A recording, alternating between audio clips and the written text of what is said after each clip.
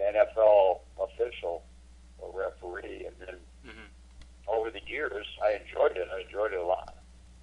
I learned and discovered that the next levels would always scout the lower levels. So, for example, high school was looking at the Pop Warner guys, would invite people into the high school officiating, and colleges did the same thing. And I slowly worked my way up through the ranks, and then I was a Pac-10 official, and I didn't know it, but I was scouted by the NFL, and then the NFL was interested and hired me. I know you've done a couple Super Bowls. Was one of those, or maybe another game? What was your most memorable game that you've refereed? It's hard. It's hard to say exactly one. The Super Bowls are obviously, great games and great moments.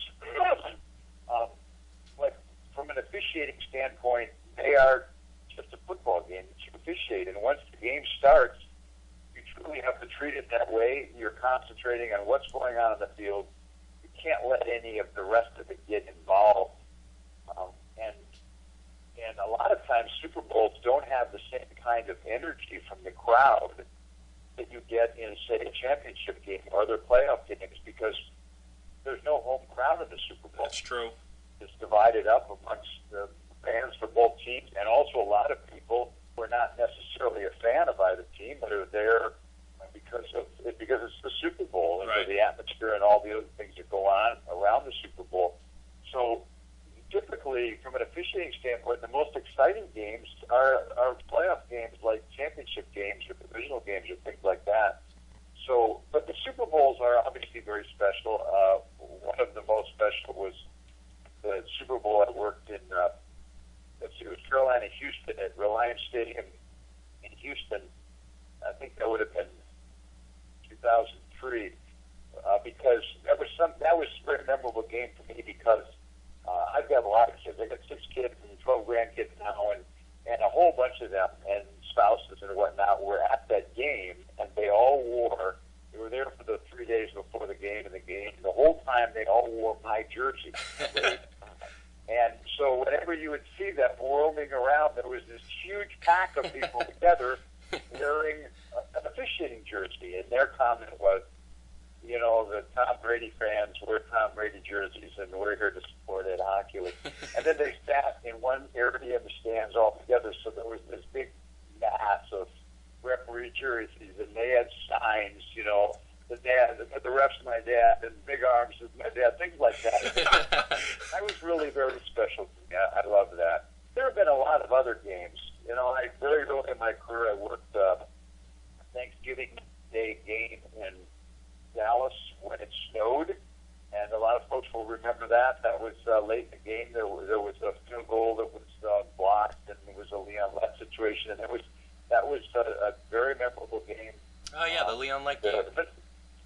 Yeah, but there have been really a lot of them. I worked a regular season game in Mexico City that was real memorable, and my first game in August of 1990. At Lambeau Field, that was where my very first game was. That was a very memorable game, although I don't remember much about it because I was so nervous. I just remember how excited I was. Excellent. Great stuff. Now, actually, Bub, I have a question for you. Have you ever made a mistake in your life, Bub? I've made a few. I have as well, and I've certainly made a bunch of mistakes in my lifetime. I may or may not have included inserting a fella named Chad Henne into my starting lineup on my fantasy football team in a desperate effort to cheat my way to a victory. Anyway, the bottom line here is that we've all made mistakes. The only difference that it is between maybe Bub and I versus you, Ed, is that you make your mistakes sometimes on national television. I guess my question is, how do you deal with essentially being a human and making a mistake while you're refereeing? Yeah, I'm sure some of your listeners have got volumes of the mistakes that I've made on Sunday afternoon. You're absolutely right. Everybody makes mistakes, and that is part of growing. That is part of why we get better at things, because we learn from those mistakes. If everything went right all the time, we would just kind of get in a rut and we coast. And so it's those mistakes that I think that continue for us to get better. And I've certainly made some doozies. The one that I am most known for was about 5 or 6 years ago in Denver, late in the game, and a half to go. It was a pass fumble situation where the quarterback threw the ball, came out of his hand, and I ruled it a complete pass, and it really was a fumble. And the other team went on to win that. Or that team, it would have been a turnover, but the team went on to win the game, and that was really devastating to me. And I heard from a lot of people about it, especially when a couple of news, USA Today and the local news printed my email address. Oh. So everybody had it. But be that as it may, you have to just put them behind you. You learn what you can from that, and I learned from that. That was a focus issue, and I learned from it. And you just have to put it behind you. And it's something that in officiating, you really learn to do or you fail again and again. All right, Ed, I'd like to ask you about your feelings regarding fantasy football. It's a $1 billion industry, and it's growing. The NFL has seemed to welcome and embrace it. So I guess my two questions for you are, do you think it's good for the game or maybe bad for the game? And number two, if there was a referee fantasy football league, what pick do you think you'd be?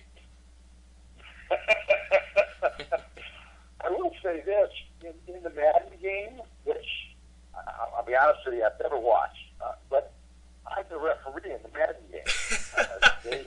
They flew me to Vancouver and put one of those suits on me with all the diodes all over. It's a skin-tight bodysuit. And then they have, I think it was 82 cameras all over.